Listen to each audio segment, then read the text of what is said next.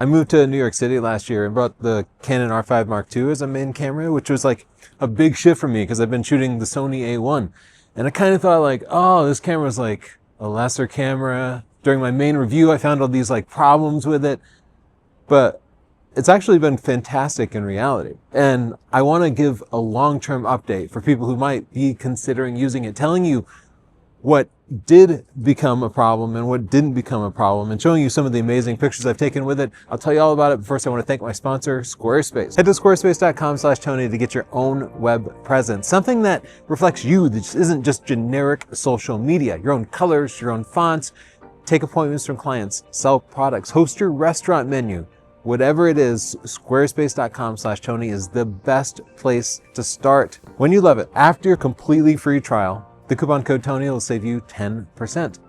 So back to the Canon R5 Mark II. And first I want to address a couple of gimmicky things that I didn't love at first. Eye control autofocus is supposed to solve this problem where it's a pain to tell the camera which part of the frame you want to focus on, but my thing is that's not a problem.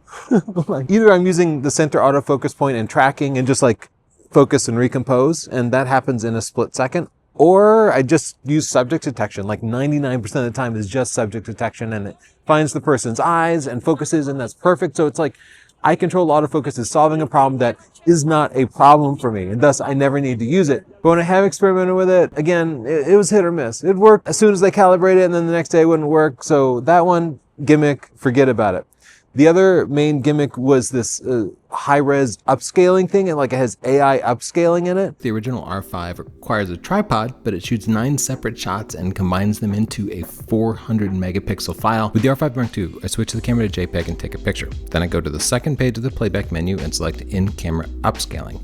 Then I select the picture and press Q and then confirm it again. Then I wait about 14 seconds for the camera to upscale it. Let's zoom way in. Look at the weird details AI added to the sides of the bricks here. I haven't used it again, but also that's not how you get detailed pictures. Like for me, if I need a detailed picture that's more than the amazing 45 megapixels, I take multiple pictures, stitch a panorama together. The trade-off for that great readout speed was worse dynamic range. Like the R5 Mark II had worse dynamic range than the original R5. Real world, I've been shooting real high dynamic range stuff, like these moonrise photos, like this plane in front of the full moon. The full moon's like the brightest thing out at the time, and the plane was in complete shadow, and yet this camera captured enough dynamic range for me to recover it and make a great photo out of it. We talk about whether something has a stop better or stop worse dynamic range, like that's a big deal, but real world, especially with noise reduction algorithms and all this new software, it didn't end up being a problem. So I know my original review, I steered you away from the R5 Mark II for dynamic range. I'm going to say not that big a deal. The camera industry is so boring that one of the biggest things that rocked people's minds was that Canon moved the power switch. They moved it from over here to over here. And everybody's like, oh my God, what am I going to... Anyway, that didn't end up being a big deal. The power switch location is better. It's still in the wrong place though. The power switch should be right next to the shutter, which is how Sony and Nikon do it. But at least I can still hit it with one hand. It's a little inconvenient, but I don't have to use two hands to turn it on. The stills video switch over here, much better than having to use the old mode button that you had to use on the original R5. Let's talk about video though. The breakthrough feature here was the 8K 60 video, which is amazing, like so many pixels, all the specs. But real world, I did a couple of videos in 8K 60 and the files are just like too big. Like even just transferring the files from the memory card was like too much. And also nobody cares. If you put something up in 8K, like nobody cares. But with that said, I've been using 4K 60 on this, the high quality mode, and the video is gorgeous. It's gorgeous. You will run out of batteries fast. It will overheat in that mode. But once I became aware of that, I made a point of just like turning the camera off, giving it a chance to like cool off between shots instead of just like leaving it running like I normally would. And as a result, I've used it for a video camera often and gotten great results. And I find it reliable and productive. So as long as you're aware of it and you're not trying to film like a 1-hour wedding unattended, then for high quality 4K 60, it's been like amazing. What about the app and Canon Connect, where all my files instantly go to the cloud and get a backup?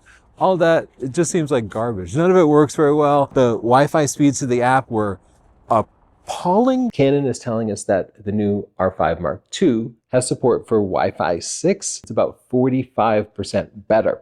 We're now a little over 9 megabits per second, which is still 1999 speeds. So what I do instead is I have this little USB-C cable on my keychain, and I just connect this USB-C cable to my phone when I need to transfer files, and that's so much faster and more reliable than the app. So low tech ends up working really well. They did some effort with the AI upscaling and the Canon Connect, but they're still missing out some real basic tech that I wish they would have put in. Like, please give me GPS tagging, because GPS tagging on my phone is so useful to be able to go back to a landscape spot or go back to a spot for a beautiful wildlife photo that you took, or just to find photos that you know that you took at this particular location. Please give us GPS, give us anti-theft, give us decent Wi-Fi speeds and a good app. Something I thought was a huge deal when this camera was launched was Canon not allowing third-party lenses on full-frame RF. And that is a big advantage of Sony for sure, but at the same time, the Canon lens infrastructure has really grown up. They have amazing high-end L-mount lenses as well as like low-end, inexpensive lenses like the new f1.2 Nifty 50 that is just fantastic and lightweight. Canon's wildlife lenses are smaller and lighter than the Micro Four Thirds equivalent, as well as being less expensive. Canon really has addressed the lack of lenses, and I still wish I could get my Tamron and Sigma lenses for Canon. At the same time, I haven't found myself missing them, so maybe that's not as big of a deal as I thought. Hey, I'm in New York City. If you're nearby or you're visiting New York City, check out this page because I have workshops going on. I'm planning photo walks. We'll learn things hands-on in a way you can't do through a video by actually taking amazing pictures. So check out that link. In the comments down below, I'd love to hear what your impressions are long-term with the camera. Are you happy you upgraded? Are you glad that you can find some good used prices now and it's a little more affordable? And don't forget to check out my sponsor, Squarespace. Head to squarespace.com/Tony and you can set up, with a free trial, a gorgeous website that is your own.